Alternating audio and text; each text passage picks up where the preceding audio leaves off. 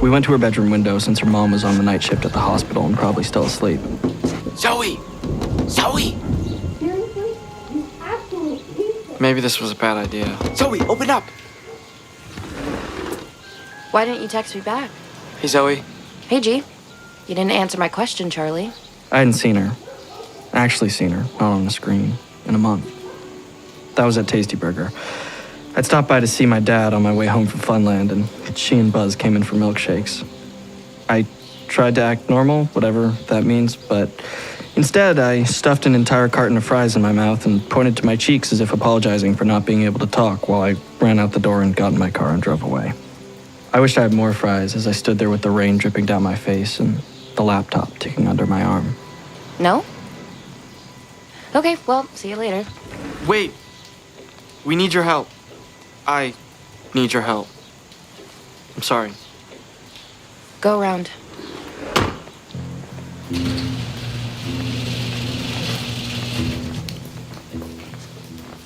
You bring a bomb? Basically. Cool. How's the stream? I'm gonna need more coffee.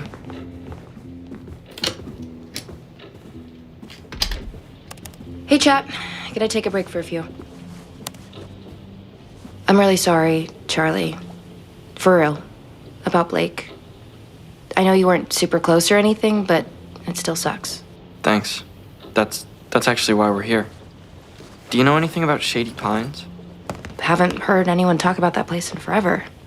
Old mental hospital that burned down. I mean, it wasn't a hospital anymore. I just remember someone in class had a cousin who was a fireman up there or whatever, so the kid was telling all these stories about what he'd found. Burned bodies and stuff. Well, do you remember any of them? The stories? No, I was like 8. Well, yeah, it was a tech company called Next Level. We think this game is part of whatever research they were doing. Tim was cleaning the place up and found it on an old server. He and Blake were both playing it. Yeah, and Blake's dead and Tim's missing. Missing like he won't call you back? Missing like the Borden County Sheriff called his house and said they found his truck. Oh, shit. Wait, you think it has something to do with the game? Yes. No. I mean, not really. We just wanted to see if you could tell where the server was. Like, is it really at Shady Pines? Sure, just need the VPN address so I can get the IP. Here. Is this your laptop? No, it's Tim's. Ugh. Gross. I don't want to know why the keys are sticky. Why is it ticking? Because I'm not playing the game. God, this OS is old. Let me see. So, yeah. Shady Pines is the name of the VPN. Tim's logged in as a guest. Let me just get the IP. Looking it up and... Yep. Checking the map, and we're in Borden County. Shady Pines. Looks that way. X marks the spot. Yo, we looking for treasure? Buzz, what the hell? Oh, Jesus. Didn't hear you pull up. Hey, babe. I thought you wanted to go to Burger Barn. No, not until I finish the game. Oh, cool. What's up, Charlie Brown? G-Money? What's up, Buzz? Babe. Somehow hearing Buzz say it was more grating than the constant tick-tock of the laptop. Well, that's all we really needed. Thanks, Zoe. Wait, I want to see the game. Is it cool? I don't know, we haven't really played it. Zoe brought the game up and tried to move around the hospital-like room, but the character was frozen. Is it not WASD? No, it is. Keeps doing this, it just freezes. Here, let me try. It worked fine for me. I moved the character around the room, back and forth, side to side. Weird. Okay, let me drive. Zoe sat back down and nothing. Huh. Gama, you try. Nah, I'm good. Come on, G, just play. Fine. And Charlie, you try again? I sat back down and it worked perfectly. Ghost! I knew it was Ghost! I told you not to play, but you didn't listen! Yo, chill. Gama, you think your phone has ghosts in it? I don't know. It's facial recognition. You look at your phone, it knows it's you, it unlocks. Wow, you guys have controller brains. Probably part of what they're working on out there.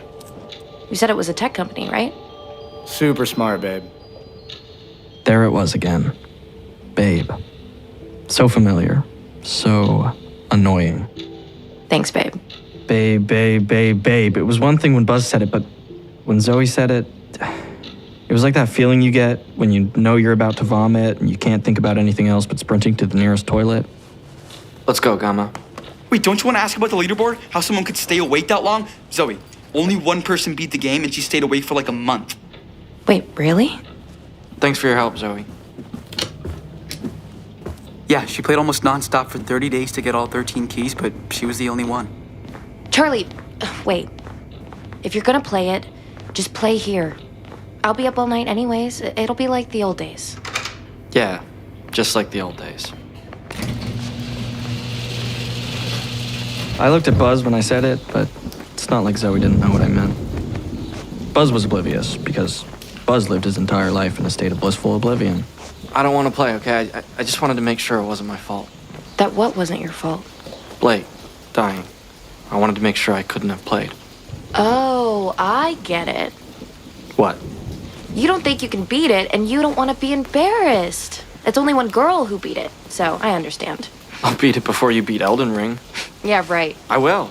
Bet then, if you're that confident. 3 days. No, you guys, this isn't that serious. Fine. 3 days. I don't think... Deal. Deal. Charlie, wait up! 3 days meant 3 days where the other person got to choose what you wore to school, which usually meant at least one trip to the principal's office. Dude, what's your problem? You need Zoe to help with the game. I don't need Zoe, okay? I have Tim's notebook. It probably shows how to get the first 12 keys anyway. All I need to figure out is the last one. Yeah, the last one is the hard one. Yeah, and I don't want to hang out with Buzz. Yeah, I know that, dumbass, but what, you're just gonna avoid Zoe all of senior year? I don't know. Maybe. Well, I'm not choosing between you, so you two need to figure it out. Do whatever you want. I just said what I want. I want you to figure it out. Talk to her, man. You can't just put your head down and ignore things forever. I don't have to ignore them forever. I just have to ignore them for another 9 months. That's your plan. It wasn't a plan so much as my default way of handling everything in life. When my mom got sick, she kept her head down and kept working like everything was fine. She just went about her business until she was too weak to stand. And even then, she tried carrying on like normal from the hospital bed. After she died, Dad and I did the same thing because Dad said it's what she would have wanted, to keep moving. And we had. We just weren't going anywhere. I pulled up in front of Gama's house and gripped my steering wheel so tight I could feel the disintegrating bits of rubber turning to powder in my hands. Charlie, What? the vein in your head is doing that thing where it looks like it's gonna explode. It's just years of pent-up rage. Okay, cool. Well, if you want to play the game over here tomorrow, let me know. But seriously, you guys gotta figure it out, and this stupid competition does not count. Gama was right. I didn't know how to figure it out. What I knew how to do was stay busy. So that's what I was gonna do.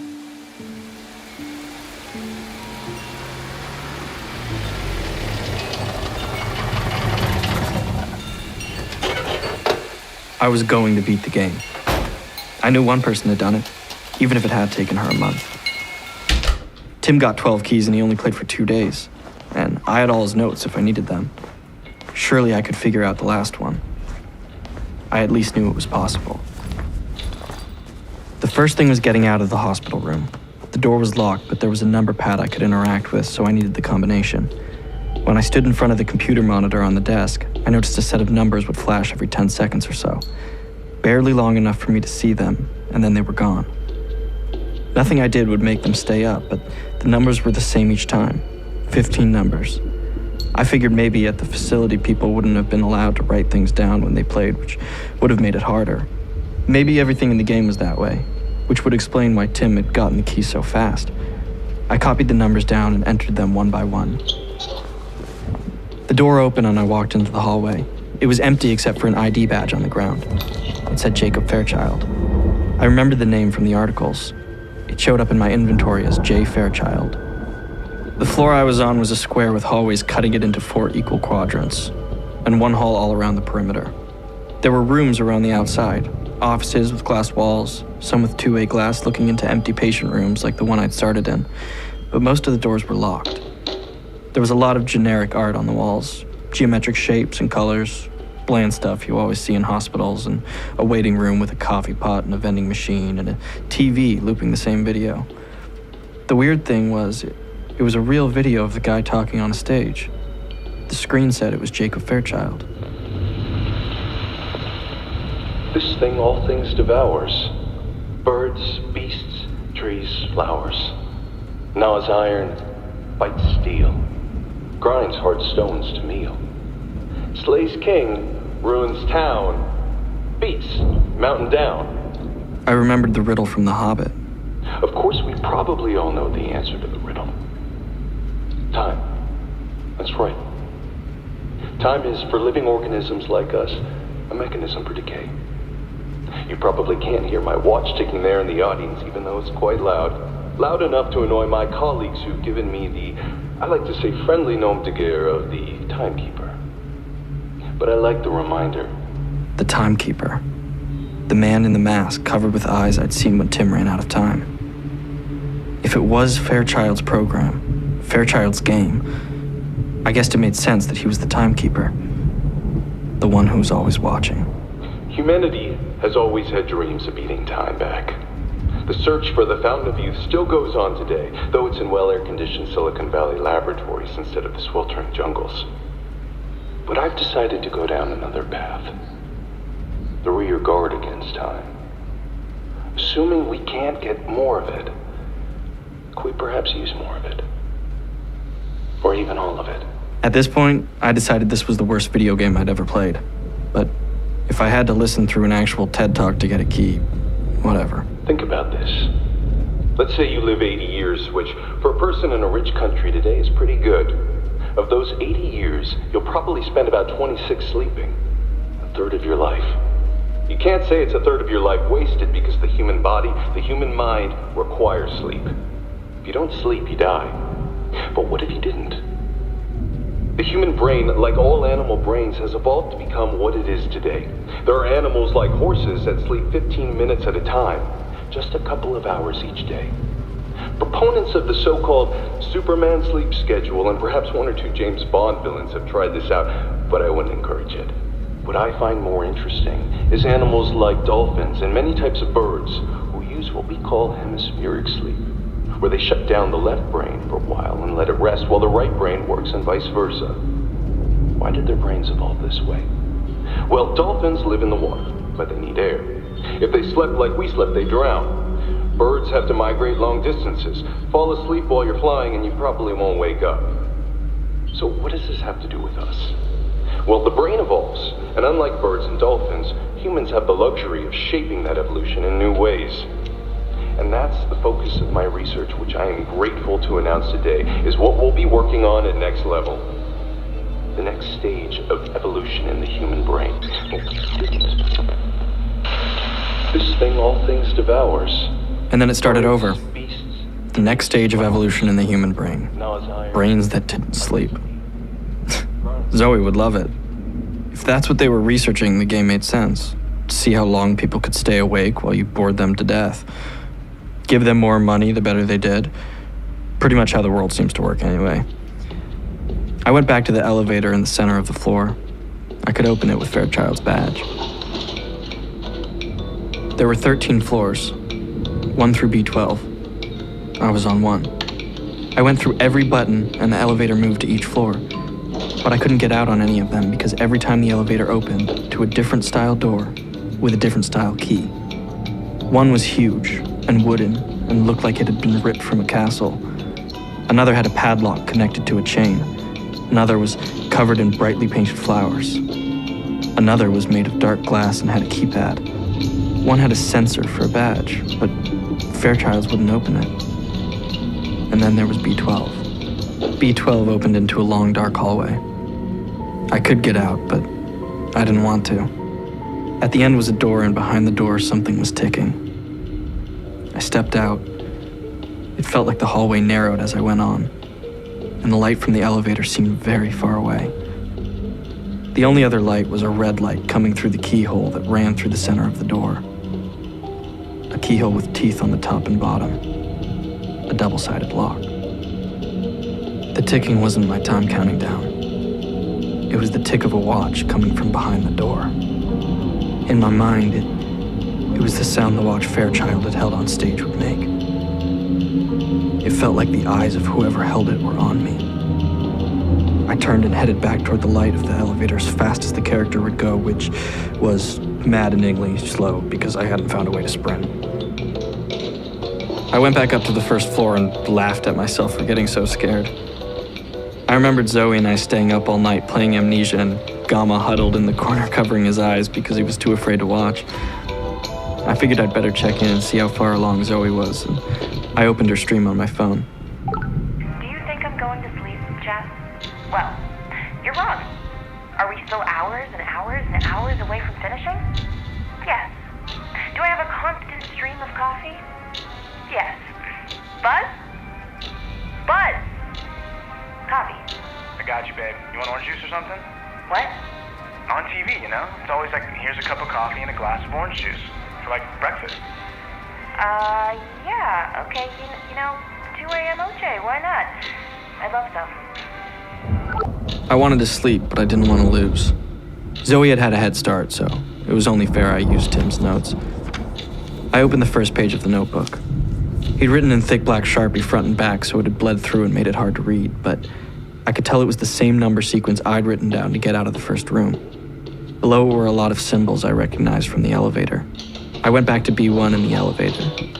The door had an abstract pattern. Reds, blues, greens. I realized the colors and shapes were the same ones in the boring paintings upstairs. Tim had written the symbols in a specific order with the words, vending machine. I walked to the vending machine in the waiting room and noticed it didn't have normal buttons for sodas. Instead of brand names, there were shapes and colors. I could interact with it, so I hit the buttons in the order Tim had written down, and a key dropped out. 1 down. My key counter went up, and when I stopped playing, I could tell the clock had sped up just a fraction. I flipped ahead in the notebook. He takes your days, he takes your nights, and then he takes your life, was written across one of the pages. He's always watching. That same phrase filled a whole page, over and over. Then scribbled through in thick black lines, facial recognition, using the camera. Of course he was always watching. I guess Tim had figured it out too. I looked right at the camera, and I noticed something. Something I hadn't noticed at Zoe's.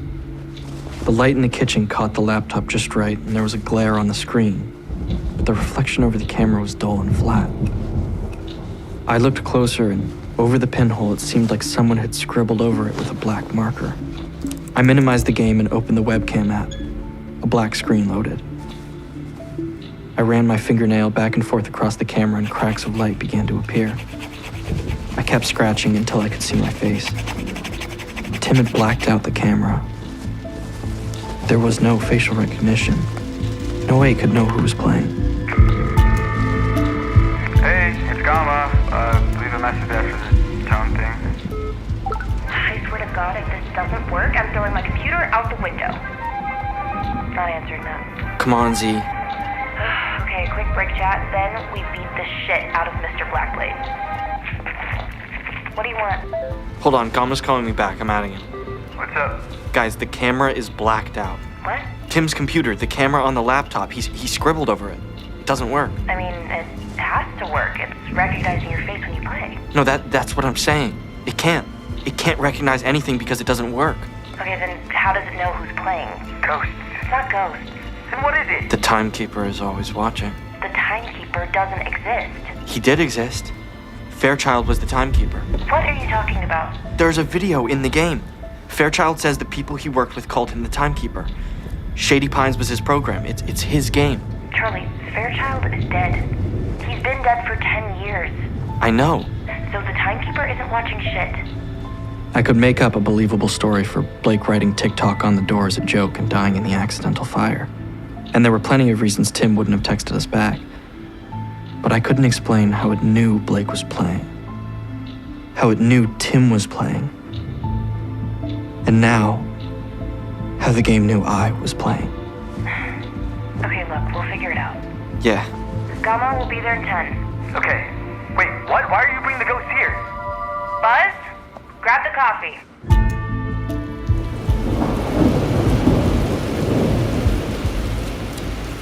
My dad was asleep.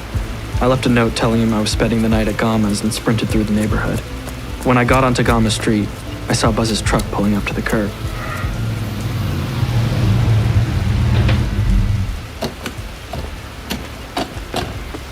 What up, Charlie Brown? You want some OJ? Nah, I'm good. Hey, keep it down. If you wake up my brothers, you're dealing with him. Sorry. Hurry up and come inside.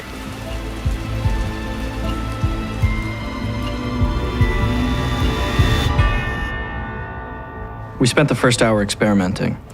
We all agreed the camera was useless, but we still tested it. Me sitting in front of the screen, Zoe or Gama trying to type. Didn't work. Zoe sitting in front of the screen, but my hands typing, character moved fine. Even the most basic things like interacting in the elevator to move to a different floor, I was the only one who could do them. And I was the only one the clock would stop for. By the time we gave up, I had 15 hours and 8 minutes left, and I was still sitting on one key. Well? I don't know. I don't know what it is. It's a cursed ghost game is what it is, and you brought it into my garage. Yeah, the good news is you're not playing. It's not cursed. It's just... What? Magical? Extraterrestrial? What are the other options here, Z? I don't know. I need to see the code, and I can't get to the code because we're logged in as a guest, and the only thing you can do as a guest on this stupid VPN is play the game. So what if you were logged into someone else? Sure, if I could log in as an admin or something, I could probably see all the reference files. I don't suppose you've found a login? No. Maybe that's the 13th key. Get to see how the game actually works. Too bad nobody gets the 13th key. You said one person did. Yeah, Maria Shepard. See, Charlie, I was joking. the only person on the leaderboard with all 13 keys. She was up for a month straight? That's what I said. It's easier now, though. I mean, I don't think they could write anything down. It was all mental. That's why Blake and Tim could get keys a lot faster. Wait, the last thing Tim wrote down was Maria's name with a bunch of numbers beside it. Maybe it's a login. Here, Zoe. Look, what do you think? They look like coordinates. What? Yeah, latitude and longitude. Coordinates for where? I'm about to tell you. Look, here. 9 Mile Bridge. That's right by 9 Mile Bridge. You know it? Yeah, it's where the sheriff found Tim's truck. Everything else he wrote down is a clue about the game. I mean, whatever's there has to be a clue to the 13th key. Charlie, video game keys are usually in the video games. Yeah, but maybe this one isn't. Maybe that's why only one person ever found it. So the 13th key was a 10-mile hike from Shady Pines. Okay, in the video, Fairchild talks about dolphins and birds being able to do these basic physical functions like fly and swim while half their brain is asleep. Maybe people had to, sleepwalk? I think we all need to sleep because that's the dumbest idea I've heard. I agree. Well, with who? Both of you. Super dumb, but he had to have written down Maria's name for a reason. It just doesn't make sense why Maria would be a clue to a key in the game she was playing. Maybe she worked there and it was like an Easter egg. Wait, yeah, the other people who worked there would still be alive. It was just Fairchild who died. Well, shouldn't be that hard to find out. There's gotta be something online. Okay, Marie Shepard, Borden, Next Level, 2010. Anything? Oh, shit. Did she work there? No, but she was definitely there. It's a missing persons report. Marie Shepard, age 26, last seen at a Greyhound bus station on March 26th. Participated in a study at Next Level Technologies, taken to the bus station by the staff after she finished, left on the next bus. Bus driver remembered her, but that was the last time she was seen. Please tell me there's a found persons article. Doesn't look like it. What are the other names on the leaderboard? Let me see. Stephen Schiller. Okay, Stephen Schiller. Borden, Next Level. I could see the search hit. The report was filed in 2010. Stephen Schiller, reported missing, last known whereabouts, Helping Hands Halfway House. That's only a few hours from Borden. Who's next? Danielle Sharp. Okay, Danielle Sharp. Missing Persons Report 2010. Missing, June 2010. Last seen, Friday evening near corner of Powell and St. Mark's. Who's next? Philip Rona. We went through all 10 names on the list. 4 died the night of the fire. 2 didn't turn up at all, and 4 had missing persons reports. People who were last seen at homeless shelters and halfway houses in big cities a few hundred miles in every direction. But the only one who was reported missing after they left Shady Pines was Maria. Gama, where are you going? My dad has a bottle of holy water. He got it when the Pope visited his hometown. I'm going to drink it. Anyone want anything? Nah, I'm good, bro. Jesus, Buzz, I forgot you were here. Had to get a little power nap in. Gotta keep the mind fresh. Hey, this doesn't mean anything, okay, Charlie? We already knew a bunch of people died in the fire, and okay, they were running experiments, so they got people who were desperate. We still don't know what happened to them. We still don't know what happened to Tim. For all we know, he's fine. Yeah. Zoe was right, but it wasn't exactly comforting. The 12 people we knew played the game were all dead or missing. Whatever was going on there, it had to have started with Maria. The high scores all show the date they were set, and Maria's was first, March of 2010. Everyone else is after. Is that really holy water? No, it's from the Brita. I forgot my sister knocked the holy water over last week. What were they doing out there? Burning people alive? Eventually, yeah, but Fairchild gives that talk, right? Hey, we're starting this really cool program to change the evolution of the human brain or whatever. He's not going to announce whatever they're doing if the program is actually a murder factory. Something had to have gone wrong. Yeah, you think? Fairchild went wrong. That's what happened. Didn't you read the articles? Yeah, I read them. God, I hate this stupid ticking. There's gotta be a way to shut it up. Zoe messed around with the volume, but it still didn't work. It never had. But when she gave up, she left the cursor hovering over the file, and I noticed something. Hey Z, you see that? See what? The metadata for the game file, it was modified January 10th, 2011 at 1:58 a.m. That's the night of the fire. Who changed it? Let's see, modified by user J. Fairchild. Zoe, can you tell what he changed? Not without comparing the code to the version before, which means I'd need to log in as Fairchild. I'd been thinking about the night of the fire, and something about the story hadn't made sense. But I was pushing 24 hours awake, and my brain was jello. I knew I had a thought I wanted to share, but every time I tried to grab it, it evaporated. Jello. What? I like Jello. Red usually. Green's okay though. Charlie, what about Jello? Is that the password or something? No, I mean, maybe that's what Fairchild was doing that night. Putting clues into the game. Clues about what? About what really happened, or was about to happen. We know what happened. He chained the doors, dumped a bunch of gasoline, and cooked everyone inside. And locked himself in the server room. Right, and then he dies wrapped around the server, like he's trying to keep it from being destroyed. Which he did, apparently. Okay, so what? He goes insane and lights the place up, and then has a change of heart, and it's like, no, I gotta protect my life's work. Exactly. Zoe, you've been building your Survive the Night game since, 8th grade. Would you ever just destroy it? I wouldn't, and I would murder anyone who tried to. Exactly. Okay, so why not just unlock the doors and run out? Maybe he couldn't unlock them. Why not? Did he lose the keys? Maybe he didn't lock them. Wait, what? Maybe he was locked in. If he was locked in the server room and the network was offline, he wouldn't be able to send anything out. The game would be the only thing he could change that anyone who ever logged onto the server would have access to. But if he didn't lock them, who did? Maybe that's what he was trying to tell us. Okay, that almost maybe makes sense. Whatever was happening there was bad enough people didn't want it getting out. Maybe Fairchild was going to expose it? Expose it? It's his game. He's the Timekeeper. What are you guys even saying? Everyone who plays this game dies or disappears. It's just a game, G. Charlie, how many keys do you think you can figure out from Tim's notebook? It's kind of a mess, but probably most of them. Okay, so keep playing. Look for anything that might be a password, and I'll try it. If he was changing things in a hurry, he changed simple stuff. Names, numbers, anything text-based. And he wouldn't be hiding it. It would be in plain sight. Okay, so we go to 9 Mile Bridge and see what Tim was looking for. And I look for a login in the game on the way. Use Tim's notes to get as many keys as I can. Plan? Plan. Gama? Bad plan. Terrible plan. But plan. All right. I'll go get my car.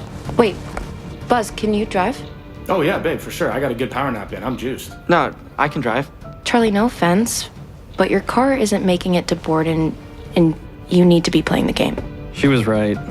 I could imagine my car stalling out halfway there and it taking more than the time I had left to walk the rest of the way, by which point I'd be dead. And that still would have been better than getting a ride from Buzz. Yeah, I guess, my car would be fine, but it's not here, so. Good. Clock's ticking.